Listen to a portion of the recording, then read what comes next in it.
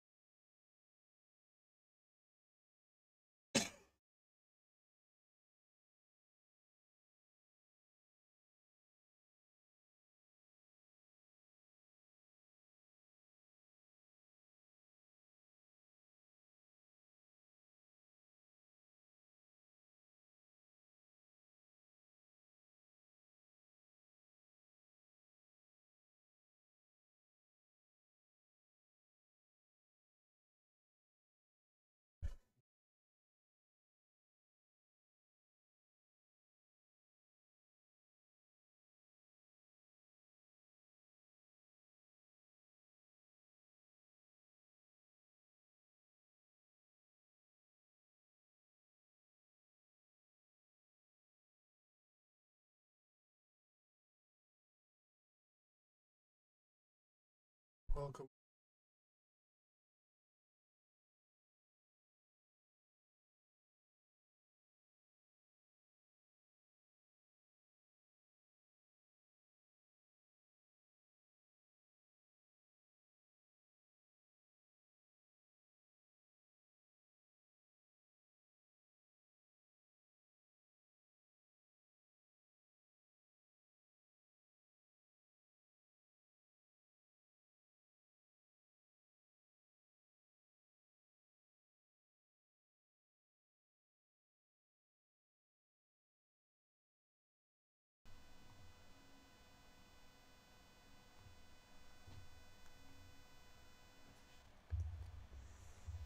Hello, hello, welcome, welcome, welcome. Hello, hello.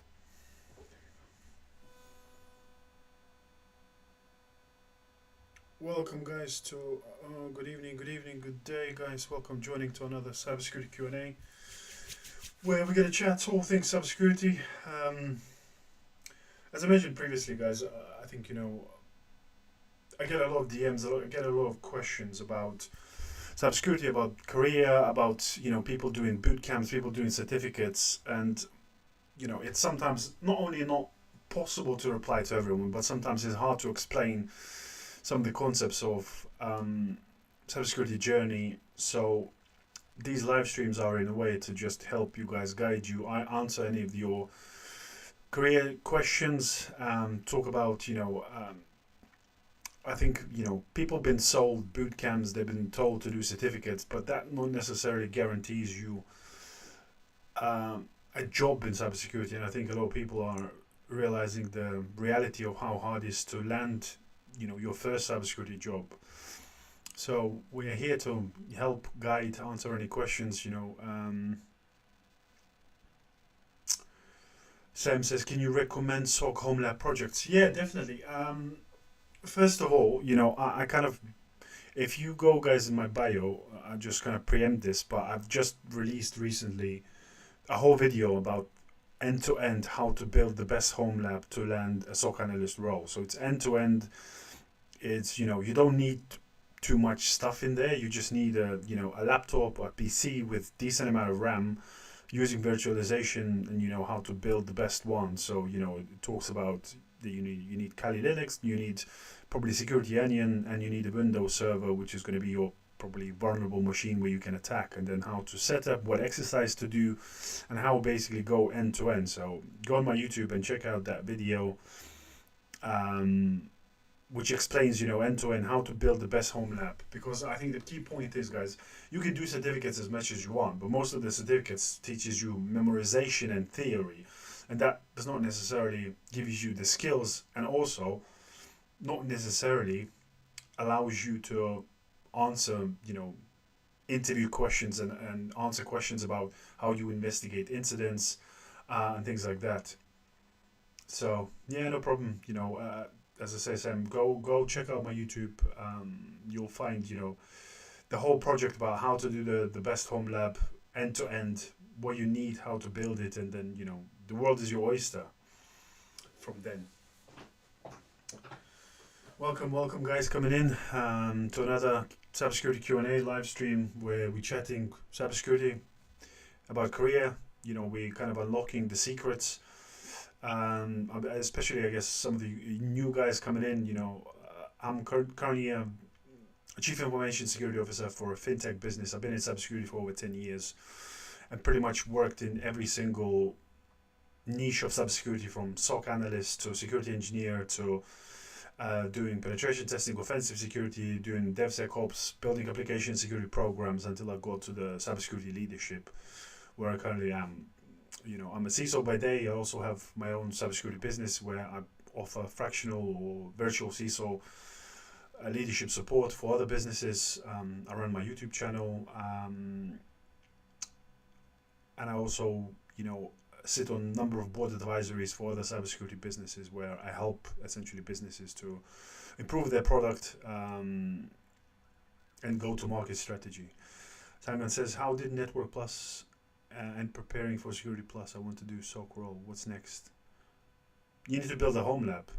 So Network Plus, Security Plus is good starting point, but all you've done is just learn theory. You need skills. I wonder, what is the main challenge when securing cloud, in your opinion?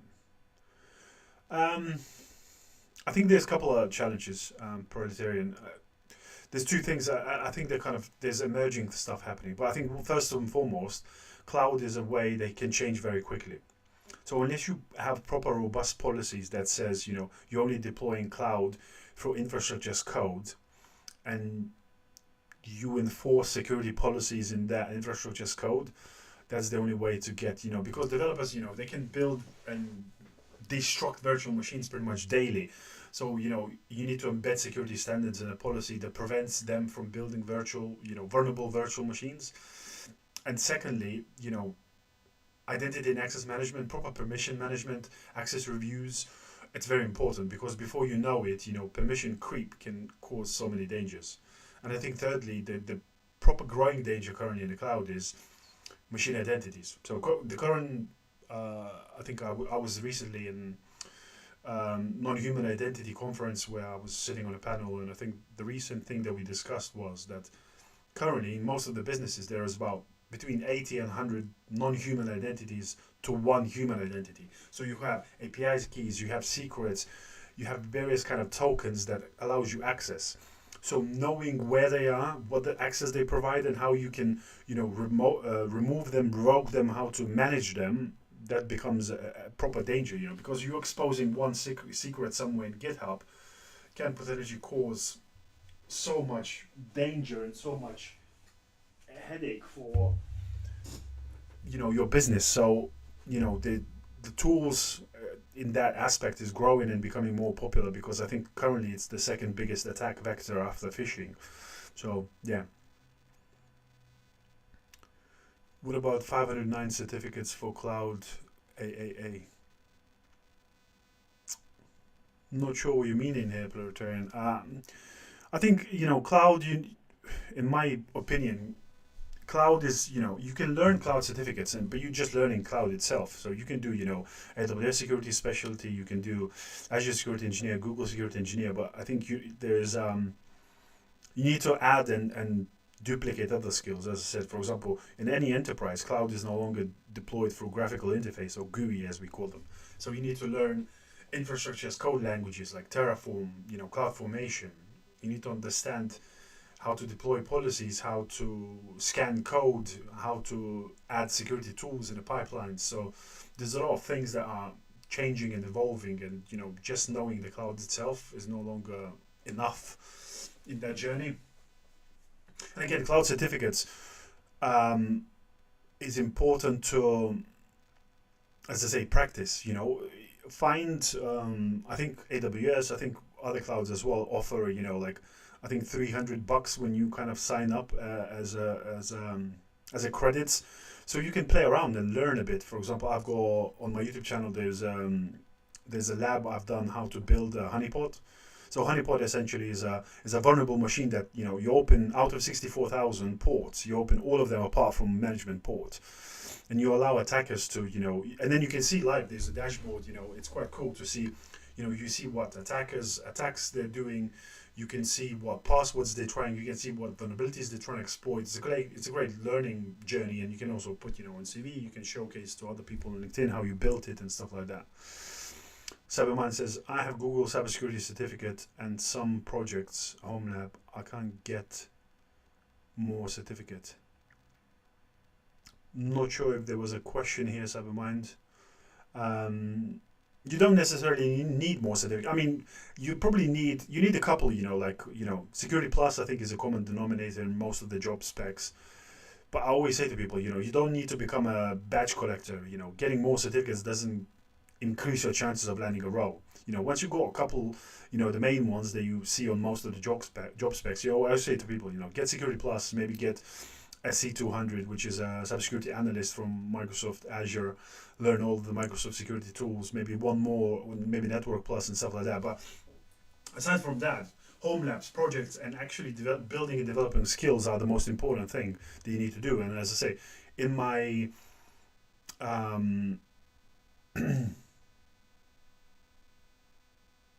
okay, well, yeah, absolutely. But you can do both. You can learn and improve English while learning cybersecurity. Listen to YouTube channels and find English YouTube channels that teaches you cybersecurity, and you improve both skills at once. But as I say, skills are the most important. Build home labs, practice stuff.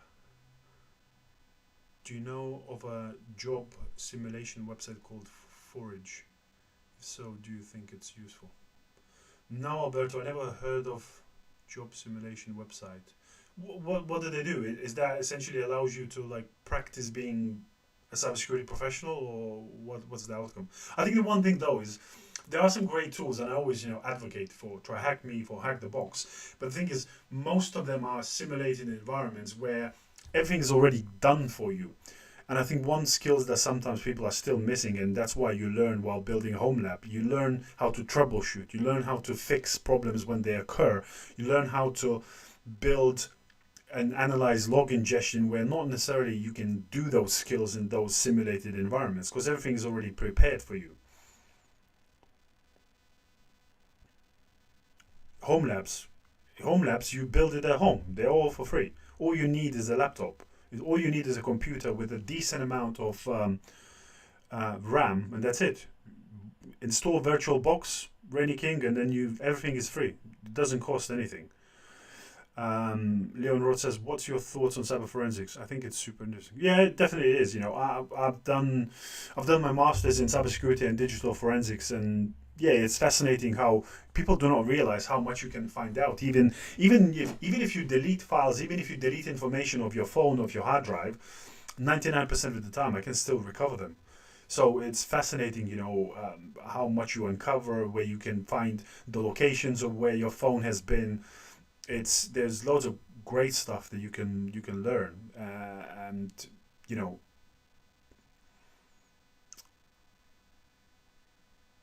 Cyberman says, Stuart says, "Hey Maris, hey." Cyberman says, "I'm learning OSCP and practice on Portswigger." Well, yeah, that's a great journey if you want to go into offensive security. Yeah, it's Roberto says, yeah, it's similar where you need to write reports and answer how you handle incident situations. Well, that's definitely a good thing as well. I think I always say, for example, I preempt as well in my home lab building video. When you build a home lab, you need to also learn to explain and write reports and understand. For example, if you go log forwarding into your Wazoo, for example, or in your security onion, which you can set up as your SIEM, as your security incident and event management platform, your EDR, you need to practice and digest and understand how different attacks, for example, if you use Metasploit, you can see in the logs and then investigating that, writing reports, sharing with other people who are in the journey, as same as you, it's going to tremendously improve your skills of understanding, how do attacks look like from log point of view, how you can, digest those attacks, how you can write reports and explain to other people exactly what happened, and then you can, can play around, not only looking at from, seeing is kind of the endpoint, but you can also use Wireshark and you can see from network perspective how attacks look like. There's so much. Your world becomes your oyster. And even in my video, I gave kind of examples of what exercises you can do, how can you, practice and improve those skills. But I think the biggest benefit of building home labs is showing the world what you're doing. Because I always say, your LinkedIn, your blog, or whatever you're going to do is going to work for you 24/7, even when you sleep, because anyone can find your name. Google, if you apply for a job, they're going to Google your name. So chances are they can find the stuff that you've done, the projects that you've done, the skills that you acquired, and improve your chances. And meeting, networking with hiring managers, always say, that's the way to go. Because I always say, if you go via referrals, meeting people, chances are you're going to compete against a couple of people. If you apply directly now, you see hundreds of people applying for jobs. It becomes pretty much impossible. I'm good. I'm good, guys. Been busy. Various kind of things. My kind of LinkedIn been blowing up. I think last couple of weeks I've been 300,000-400,000 impressions. I think I gained like 4,000 followers on LinkedIn in the last couple of weeks. So people been reaching out. I'm working with loads of cybersecurity vendors. I kind of mentioned before, guys, to you. I'm working on a lot of cybersecurity board advisory positions. I'm helping vendors to build their products, helping them build their go-to-market strategies. Doing all the stuff with my cybersecurity podcast, my YouTube. So busy guy, but I'm enjoying it. I've got some stuff prepared with att&ck. I'm doing some webinars for att&ck in a new year, which they asked me to present. So yeah, been busy. Brian says, I'm new here, very interested in SOG Home Labs. I have a few cybersecurity certificates like ISC squared, CC. Well, that's a good start, but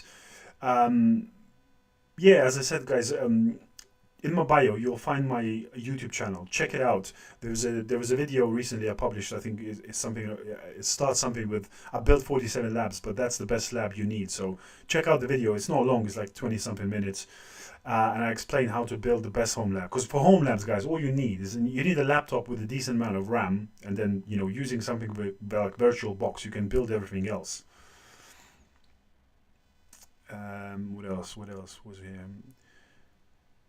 Rennie King, can you please help me build and gain experience? Well, as I say, Rennie King, build your home lab. I'm as much as I would love to, I can't, have enough time to mentor individuals. But my goal is here, guys. I give you steps, I give you guidance through these calls, but you have to do the work. Sometimes I really get kind of frustrated and annoyed because a lot of people's expectation nowadays is that I'm going to prescribe and build you the whole path and do all the work for you. I'm here to guide you. I'm here to answer questions, to help you and unblock the uncertainties you might have. But you have to do the work. You have to build the labs. You have to practice. You have to research. You have to be curious. When I went through the same journey, guys, as you are at. 10 years ago, I built my own personal training plan. It took me 7 to 8 months to land my first cybersecurity job. I trained by myself, building home lab, doing courses. It took me 8 months, and that's why I always talk about, guys, events, webinars, posting on LinkedIn, because I got my first job because I presented on a webinar and explained to people what is MITRE ATT&ck, and my hiring manager saw that, and that was sort of the clinching thing that allowed me to gain my first cybersecurity job. And I went from there. I built SOCs, architected SOCs, wrote my master's dissertation how to build the best SOC, for the relevant threats for your organization, until I'm in leadership now, 10 years down the line. But I talk about it because I lived that experience, and I think that's the best way to go. By building skills, getting a couple of certs under your belt, but building home labs, getting skills, networking with people, meeting like-minded people, go to cybersecurity events, chat to people. Last time, I think on one of the streams I mentioned, guys, you can apply for roles, but the best thing I can do is, guys, you got time.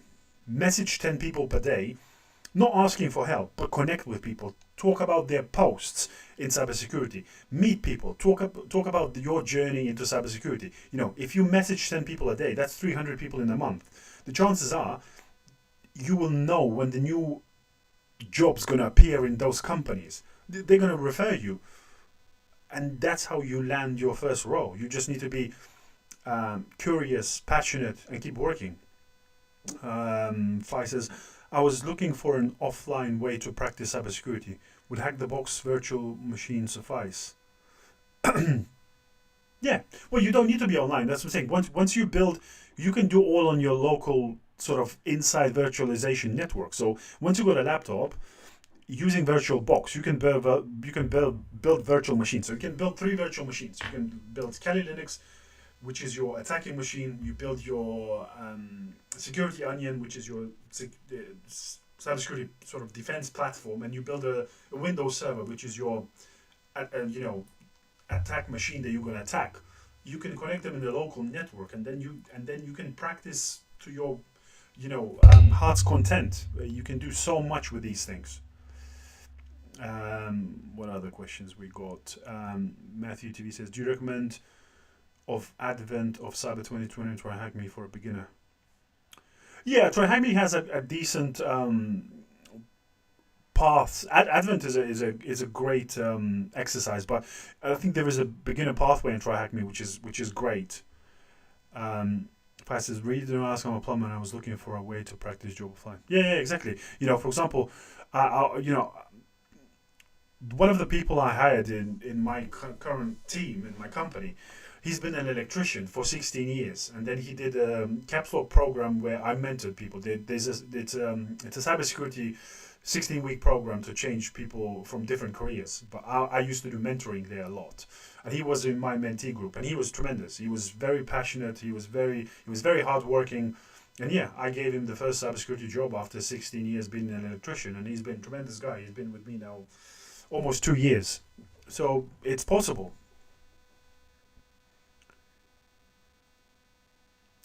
When you started cybersecurity, when you asked for experience? Not necessarily, experience was my home labs, my practice, the skills that I've gained.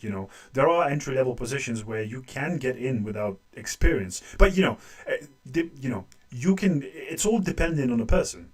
You can get a guy who's been somewhere in a SOC, using tier 1 incidents and not actually touching the interesting stuff, who's got years of experience, but not necessarily he can have less skills than you. So it's about how you showcasing, and I always say that's why manifesting, posting on LinkedIn, people like blogs, you show the world how you are developing the skills, how you can investigate incidents, how you understand, attack paths, how you understand, how you can investigate, how you can think like a cybersecurity professional. Some of these things are, and because normally, you can do all the certificates now. For example, you can do Security Plus, but it's not going to teach you. For example, I'll ask you the question, how you would investigate an impossible travel alert. And 99% of the people, even with Security Plus, if they haven't got experience, how would they, they're going to fumble the answer. How much I am expected to know for a cyber internship? Not too much. I wouldn't expect someone doing internship to know stuff. You should know the basics. I think once if you got I always say, but guys, the one important thing that I want to mention, I see a lot of people who jump straight into Security Plus and don't understand the basics. You need to understand networking, you need to understand operating systems and hardware. So depending what's your previous life experience, not necessarily you have to get a certificate, but you have to watch at least the videos of the course of CompTIA A+, both of them, Network Plus, and then only go into Security Plus. People are always trying to short circuit the journey. You need to understand the basics, you need to understand the networking and how networks work before jumping into security concepts, because you're going to struggle.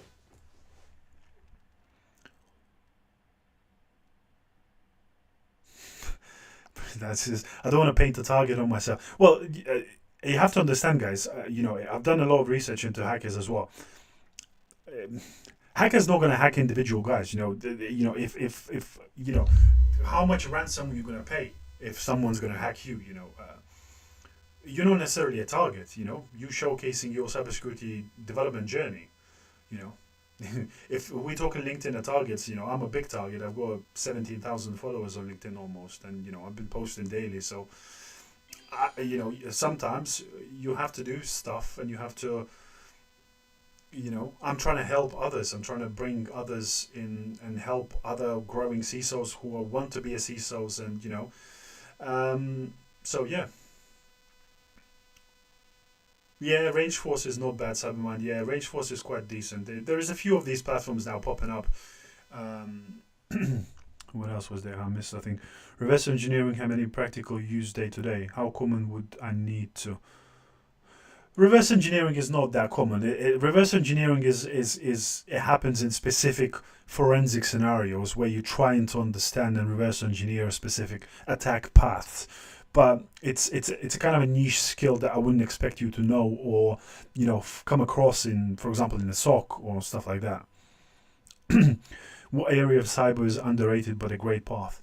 Well, I think one thing that everyone's talking about, what's sexy, everyone wants to do offensive security, pen testing, or SOC analyst. I think another path that it all depends, what kind of person you are. I always say.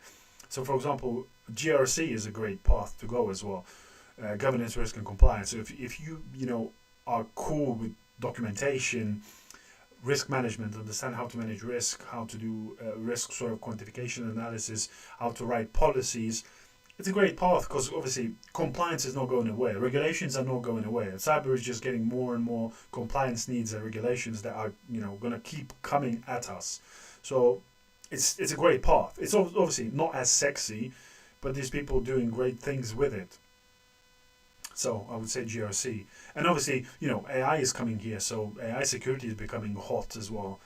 But obviously, I wouldn't say necessarily start there as a junior because you need to understand cybersecurity concepts. You learn cybersecurity sort of career and pathway, and then you can go into, AI kind of and add those skills in the near future. But yeah, that's kind of, let's see if I mixed anything else. My LinkedIn profile, if you're going to see again, it's in my bio, so it's my first and last name, so Marius Poskus. But I added my LinkedIn bio in my profile, in my bio, so you can have a look, guys. And you can find me there, because sometimes I always say to people, like, if you want to learn some other bits and bobs, because obviously I kind of tailor the stuff that I do in various platforms, so LinkedIn, I post stuff about sort of leadership, post the business stuff. TikTok is more about, kind of shorts videos. I do more about kind of, I guess, more towards junior cybersecurity kind of entry-level stuff for you guys to help. And YouTube is kind of a mixture of all. But yeah, LinkedIn is more kind of more professional, more posts. I'm kind of known as a SOC guy because most of my posts includes one of the vendor SOCs that I had before. Decris says, I'm trying to automate SOC using AI agents. Well, yeah, exactly. AI is not necessarily going to solve all your SOC problems, but I think, sort of AI agents is a good use case to replace the mundane sort of burnout tasks that sort of tier 1 SOC analysts would do in your SOC. So it's a great, again, play to have a play around and understand what's the easiest part of cybersecurity.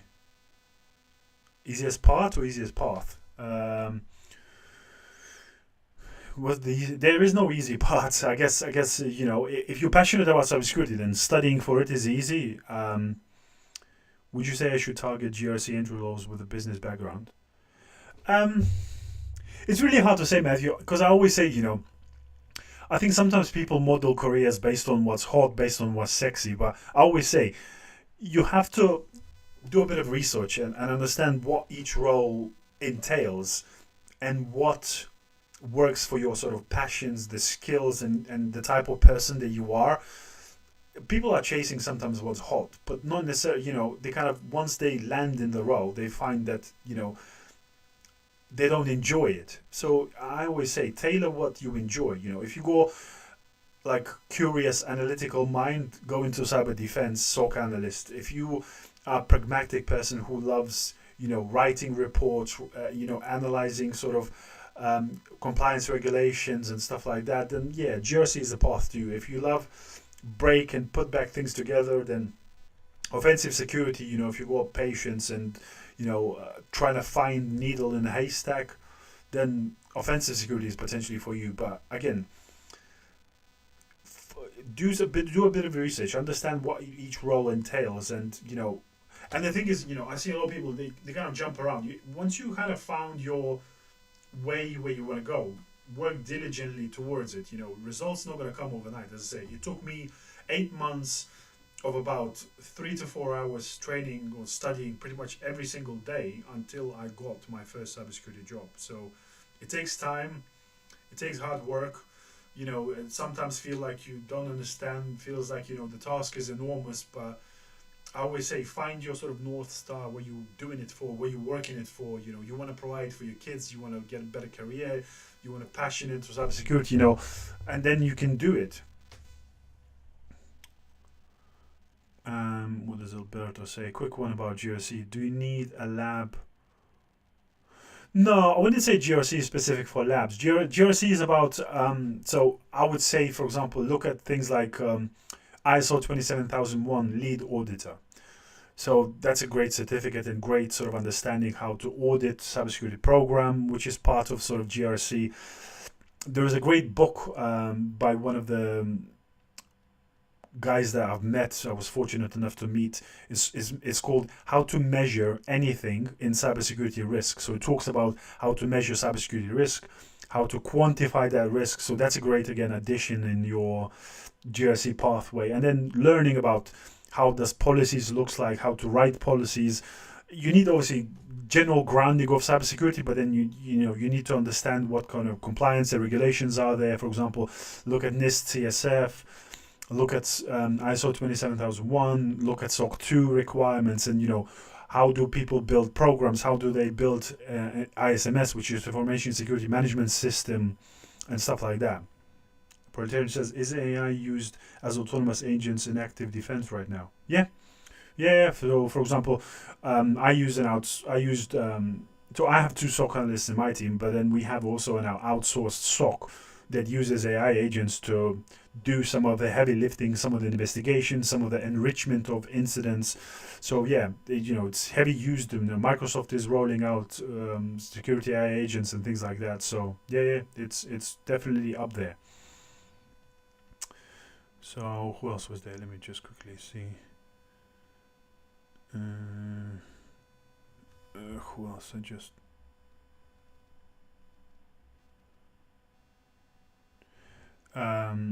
Who else did I just miss? Any questions?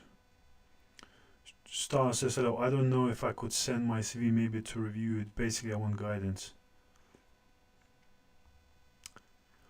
I can help, but you guys, you need to ask specific questions. As I said, whenever people ask, very abstract, how can I guide you? Guide you to what? You need to do the diligence and work and understand where you want to go in cybersecurity and what specific problems you are currently having. Because, I can't just give you guidance without you understanding what you want, where you want to be. Matthew TV says, how long does it take to build technical skills from scratch for an aspiring ethical hacker? Again, this probably, I would say, is similar to what I did. I think anywhere from 8 to 12 months, I think you can get pretty good concepts if you spend enough time. It all depends, how much time you're spending and how often you're doing it. If you're spending a lot of time, you can gain a lot of skills. But the only thing I will preempt is, that's why I talk, about SOC analyst jobs. Ethical hacking and offensive security is very hard to come in, because you will find very, very far and in between that you are going to find entry-level roles in ethical hacking. And the bar of entry is even higher, because, you very rarely will get hired without experience. So you need to be a great hacker. So you need to have quite a lot of skills to get into that journey. It says, I intend to do the VGU BS in cybersecurity, practicing cyber as my goal. As my goal in AppSec, do you think it is reasonable? Yeah, of course. Every goal is reasonable, but once you've done VGU in cybersecurity, obviously, you're just going to learn the basics. AppSec will require you adding specific skills and understanding from software engineering to how to deploy security tools in the pipelines. But yeah, if you're gonna, there's even now certificates. I don't remember the organization that does, but it does DevSecOps certs, which is quite cool. Teaches you a lot. Protainer says, I was thinking of using ISE like Salt as a digital warden. Seems like I'm behind. Yeah, so IAC, I think the main one IAC stack is either Terraform. All of our infrastructure is built via Terraform as a code, and I think I've done, in my journey into security engineering, I've done Terraform certificate back in the day. Or if you're using AWS, you're going to use something like CloudFormation and stuff like that. So that's the kind of IAC. But then you can obviously, in your IAC now, I don't remember there's a tool. There's a free tool there. For example, you can practice. I'm going to find it Google now. IAC security tools. What's a free tool? So you got stuff like TerraScan, TFSec, Trivy. I think Trivy is the one that does also container scanning, container vulnerabilities. So you can practice again. If you wanna, so for example, what I talked about in my lab, if you want to go into AppSec or or DevSecOps and things like that, so you can deploy, instead of virtual machines, you can deploy containers and learn how to detect vulnerabilities. I'll talk about my there's a video on my channel as well about top 10 cybersecurity certs, and I talk about CKS, which is Certified Kubernetes Security Specialist. That's a new and upcoming skill, because currently organizations are no longer building virtual machines; they're building everything on Kubernetes. So you need to understand how to secure Kubernetes. So again, that's a great skill to add into your arsenal. Okay, but but that's the thing. You can use Terraform itself can do I think config drift as well. Yeah. So Terraform Ansible. Okay, yeah, cool. I get it. Yeah, as I said, Rosie, you just asked about DevSecOps. Yeah, you can learn DevSecOps at home, because you can learn and build pipelines. You can learn, again, virtualization is your oyster. You can build containers instead of virtual machines and learn how to deploy containers, how to, put tools, how to scan those containers, how to secure those containers, and stuff like that. So, yeah, definitely. Sam says, do you trade? No, Sam, this is kind of my one way of giving back people and helping people, because I've got a day job, I've got my own business, I've got a YouTube channel, I've got so many things going on that I don't really have time to train. So I run these every Wednesday at 7 p.m. UK time to help people and answer all of the questions that you guys might have about cybersecurity and help you on your journey into cybersecurity. Swill says, I have questions. I want to specialize in SOC. Do I need to also know about penetration testing basics? No, you don't. You don't need to know anything about penetration testing if you want to do SOC. Joe says, is it easy? Well, it depends what skills you have, Josie. It's not easy if you are completely newbie, because you need to learn a lot. How to deploy containers, how to learn. There is a number of, for example, to harden a virtual machine is 10 times easier than to harden Kubernetes cluster. Kubernetes, I've done the Kubernetes certificate. It's 2 hours where you need to complete 20 tasks. I failed the first time because the 2 hours was nowhere near enough for me to complete all of the tasks. It's hard certificate, and Which virtual machines are free? All of the virtual machines are free. Kali Linux is free. Security Onion is free. Any you can grab installation disk for anything apart from Windows Server, but you can use evaluation Windows Server, which is still free for a certain amount of times. Sam, as a firewall engineer, what would you suggest? Sam, I can't give suggestions. It depends where you want to go and what your passions are. You want to go into cybersecurity, then I suggest if you are an engineer, do security engineering. Because that's the path where you can you obviously have networking skills. You understand networking. So adding security knowledge, and I'm sure like you probably have a bit of knowledge in Bash, Linux. If you add a bit of Python, you can do automation, security tasks, learn about security, the cloud security especially, if you learn AWS security specialty, Azure security engineer certificate, adding Terraform as a code cert to do infrastructure as code, and adding security skills, I think that's a tremendous path. And security engineering is always going to be hot, and there's no shortage of roles. Troy says, what type of companies can you set up in cybersecurity as being self-employed? Well, you can be a consultant, anything to do with consulting, you can do project work, anything to do. Being a pen tester, you can do individual company and do penetration testing, ethical hacking. You can do audits, you can do helping people with compliance and achieving certifications like ISO, SOC 2. Helping them build programs, information security management programs and stuff like that. There's plenty of stuff. I'm glad to hear as well that videos are helping people, and that was the goal, to give back, help people, and hopefully get more people into cybersecurity. Alberto says, in your position, how do you put restrictions on sharing company data on AI, and how do you enforce? So there is a couple of ways. And it's probably one of the hardest way nowadays to do is, Alberto, is building a proper data loss prevention program. But you have tools that actually will allow you, so you can drop agents on individual machines, which scans the data, and classifies the data based on whether it's confidential data, whether it's company intellectual property. And then you can scan and create policies that, for example, prevents sharing confidential data in ChatGPT, in Claude. So you've got tools like DLP, so that's data loss prevention, and then you got DSPM, which is data security posture management tools that will scour all your databases, your Slacks, your Teams, and find and classify all of the PII and data exposure, and then you can build policies that prevents people sharing and exposing data that's outside your agreed policies. So that's kind of the way to go. Matthew says, what was your pathway to cybersecurity? I think I mentioned earlier, but you probably joined later, Matthew. So more than 10 years ago, I was doing, while studying university, I was studying motorsport engineering, but I was doing physical security. I was doing bars, pubs, doors, various kinds of things in physical security over the time. But I quickly realized that it was very hard to enter in motorsport engineering, because they said you need to basically work for free to get experience, which we couldn't do. I needed to pay bills.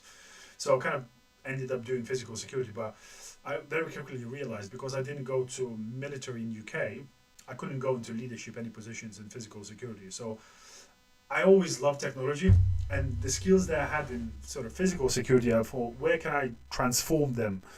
So kind of cybersecurity became kind of a no-brainer path to me. So I found a couple of mentors, kind of did a lot of digging, research, and essentially build a path. I did CompTIA+, Network Plus, Security Plus.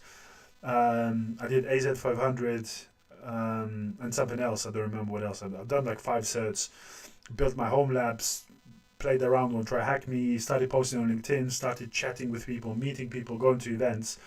And then, as I say, I appeared on one of the webinars where I presented what is TryHackMe to, essentially. I was about 7 months in, but I prepared myself. I learned all about MITRE ATT&ck, and I did a presentation. And hiring managers, one of my roles that I applied to, hiring managers saw that webinar, and essentially that's how I got the first job. And then I never kind of looked back. It's been amazing. I think the industry is amazing because the people are so willing to help. It's been 10 years and I kind of never dreaded a Monday going to work.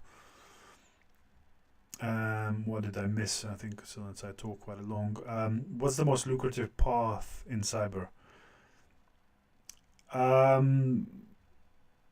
Cybersecurity leadership, without a question. CISOs in US make 5, 6, 700 grand a year. Some even make millions. So it's either that or really skilled security engineers. For example, in quant trading houses, they can make 2, 3, 400 grand as well. So it's one of the two. Is the EJPD still a good starting point after Sec Plus? Saeed says it depends, Saeed, what you want to do. If you want to work in SOC, you don't need to do EJPD. EJPD is purely ethical hacking and an offensive security certificate, which I've done about 3-4 years ago. But you don't need it. Depends what you want. Every cert is tailored to a specific role. So there's no point doing it if you want to gain a job in SOC. EJPT is not going to help you in any shape or form. What else it says? Also, I want to do your home lab. Do I need a mad spec laptop? No. The only thing you need, Rose, I would say, is that I think I talked in my video. Ideally, you need 16 gig of RAM is okay, but if you got a bit more RAM, that helps because the more virtual machines you build, the more RAM it's going to take. But you need at least 16 gigabytes of RAM, and you're good to go. Matthew says, would you say GRC is the intersection of tech and law? Not necessarily law. There's not that much law in GRC. It's more about compliance, risk management. There is some law in it, but I wouldn't say it's intersection within tech. I think it's intersection between tech and sort of non-tech compliance, risk management. Because, for example, still you need to understand cybersecurity, but in GRC pathway, you don't necessarily need to be very technical. You don't need to necessarily code and investigate incidents. Do you know of, for Elitarian, it says, do you know of a free resource for defining and writing confidentiality policies? I don't know of a resource. You probably can do it now with decent AI, for example. I think, ChatGPT I don't think is great, but for example, Claude. I think Claude is amazing at creative writing.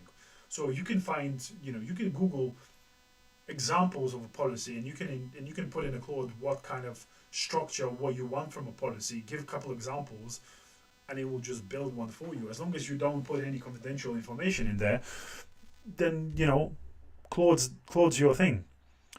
What else did I miss? It was something about CCNA. Alberto says, thank you for your help. Yeah, no problem.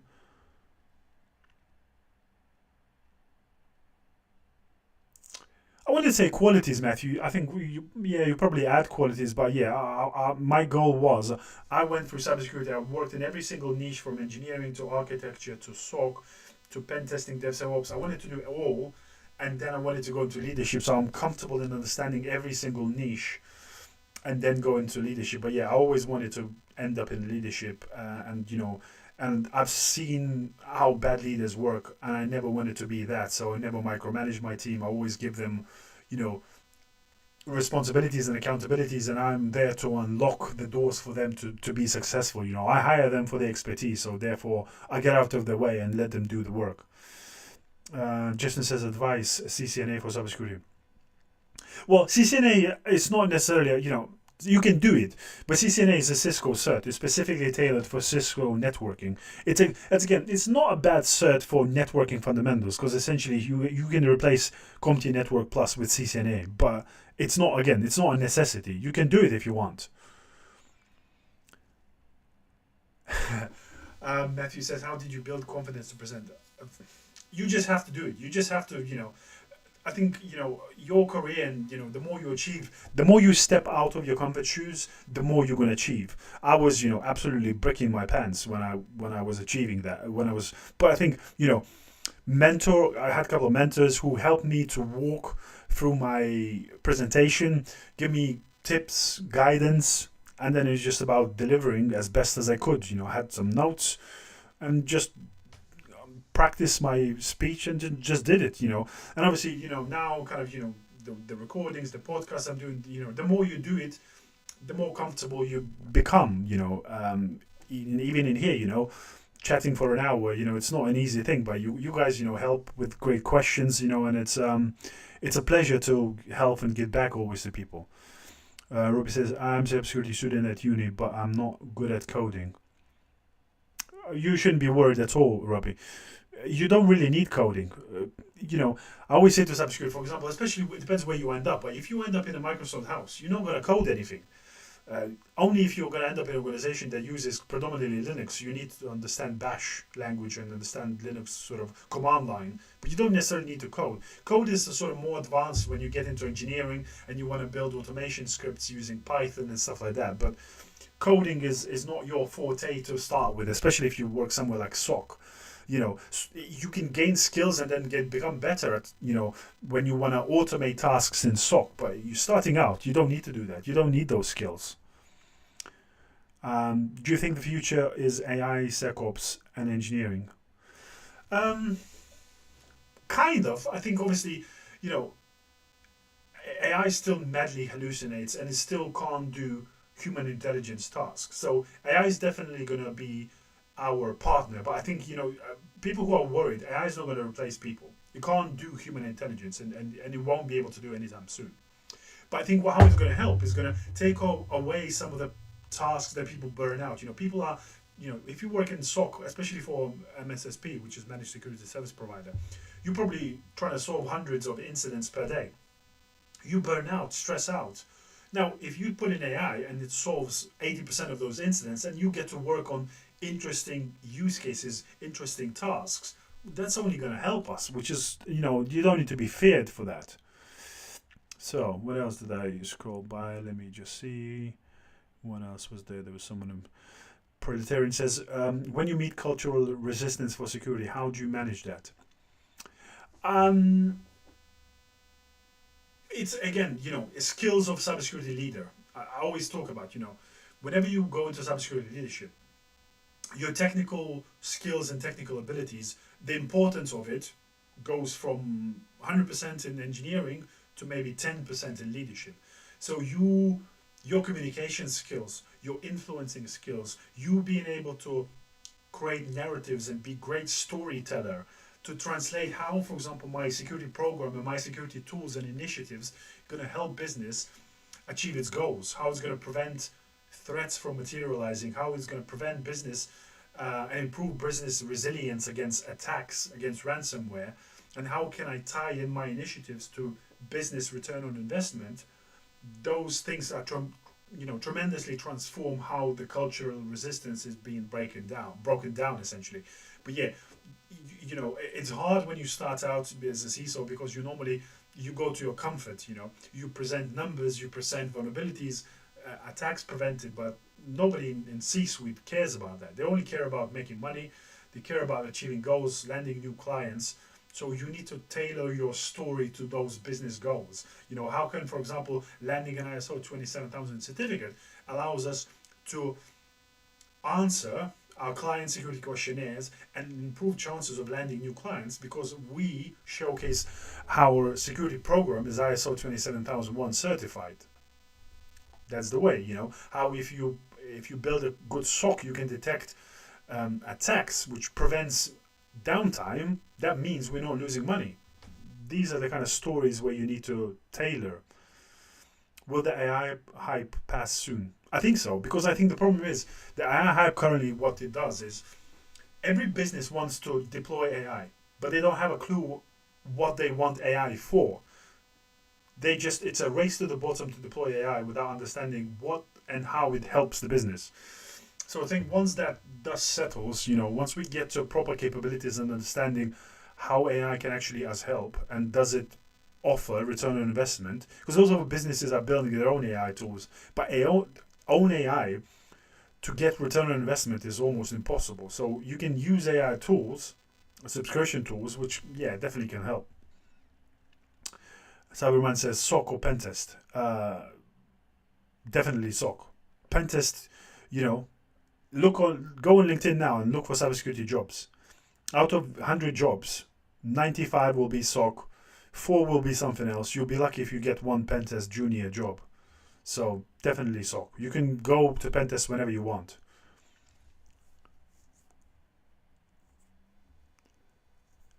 I mostly talk with technical stakeholders trying to build consensus and buy and not execs. Yeah, but again, it's not necessarily execs, but it's again how do you showcase the benefit of your technical solutions? How it's you always have to think about what's how it's going to help them, that solution, how it's going to you have to talk about availability, not only about securing the problems, but you have to tie in, for example, maybe the security innovation is going to help them deploy their code better, prevent them bug fixing, preventing them from patching containers because you can automate some of the patching. It's about helping people. Apple user says, can I move 2 years of network administration to cybersecurity? Of course you can. You just need to build skills.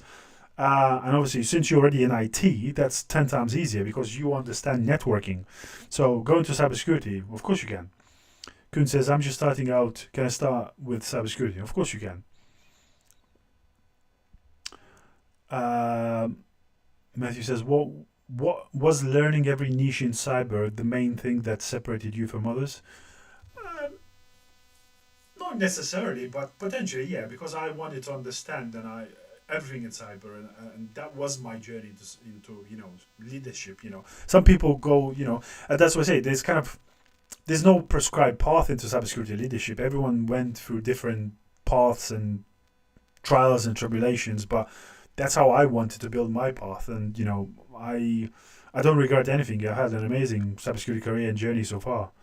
But it says, well, what will look bad on what I share? Because I have to look careful on being potential attack. But you mean Alberto sharing during job application in this case? During job application, you don't need to share too much. All you need is a name, the country, and I would never put your address. You can put your phone number. Or you can just provide a safe phone number upon request. But all you need is a name and probably a town based on locale, on where you are. But you don't need to provide your address and anything else. Your experience, history, but yeah, you don't need to give too much details, You don't need to write your whole story in there. Fai says, what's your biggest concern that the average cybersecurity professional isn't talking about? I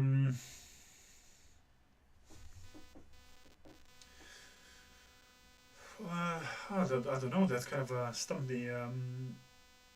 I think most cybersecurity professionals I think the one thing which I think cyber professionals sometimes, which I see they're overlooking, is the emphasis on tools. People think that you can buy the best shiny Blinker 3000 and it's going to solve all your cybersecurity problems. I think the current sort of junior, I think people who've been in cybersecurity for a long time, they understand the need for the basics. But I think the more junior people who are coming into industry now, I think they are more technology focused and do not understand sort of the need for the basics. For example, like Center for Internet Security, top 18 controls. People trying to buy their way out of security problems with solutions instead of good cybersecurity hygiene and practice. Next, Bridge Solutions have had any openings opportunities for cybersecurity degree. I did. Have had any opportunities for cybersecurity. I did the degree and finished. Not sure what's the question in here, guys. Matthew says, what characteristics do you look for when hiring potential employee for entry role? I think I mentioned this before in previous streams, guys. I look for the main two things I look for, and I always mentioned, and I think Asaka wanted to talk about this.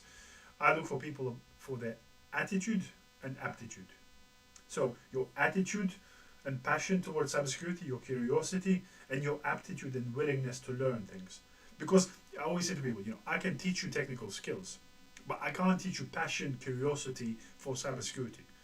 You either have that passion, bags of it, and you are willing to show and learn and find out things. For example, when I always say to people, there's no problem to not know things in an interview, but show where and how you would find out the answers. Follow up with an email of where and how you found the answers of the questions that you didn't know. It shows your proactivity, experience, and passion towards cyber. Can you be having any openings, opportunities for cybersecurity? This is terribly worded, but no, I don't have any cybersecurity jobs currently, if that's the question. What does Predator say? I agree. Security is a process, not a product. Often human. Yeah, exactly. And especially, I went to meet one of the SANS directors for UK and Ireland because I'm helping them with some work, and I listened to one of the presentations there, and they were talking about the scattered spider and some of the recent, malicious attackers. Most of the attacks now happens, they either buy exposed credentials from info stealers, and then they use social engineering. It's about calling help desk to reset the passwords, trying to get more permissions via Teams, Slack, and these ways. Hackers don't really hack nowadays. Hackers log in. They use info stealers to find credentials, and then try to elevate permissions, reset the passwords of people. That's how they get in, and then deploy ransomware and try to get a ransom paid. Sam says, good evening. Do you do teaching sessions on Blue Team? No, I don't really do. I do, obviously, I have my YouTube channel. You can find, guys, in my bio where, I explain, guys, how to build home labs, how to build honeypots, how to advance your skills, but I don't do specific teachings. I'm probably going to build some more videos about these kind of stuff, how you can, guys, advance your skills, but I don't do specific, teaching. Alberto says people are still the weakest link in security, unfortunately. Well, yeah, it definitely is. I think, it's just human nature normally, especially, if you work in help desk, you're inclined to help people. And the thing is now, what the hackers are doing, especially that's what they highlighted during the conference today, which was kind of interesting, is, they use voice cloning. So if I'm a hacker as a guy, if I change my voice in an 18-year-old girl and call and ask my password to be reset, I'm much more likely to get it done than if I call and I'm a guy. And that's what they're doing, they're calling help desk, trying to change the password, trying to get access, and that's what, unfortunately works most of the time.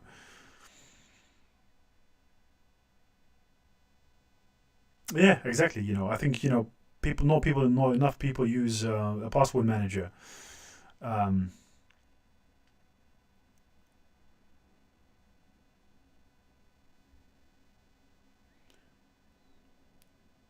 Yeah, intuition and decision making is always going to be, and especially, don't forget, Matthew, the more experience you build, the better your intuition becomes. The you start sniffing these things.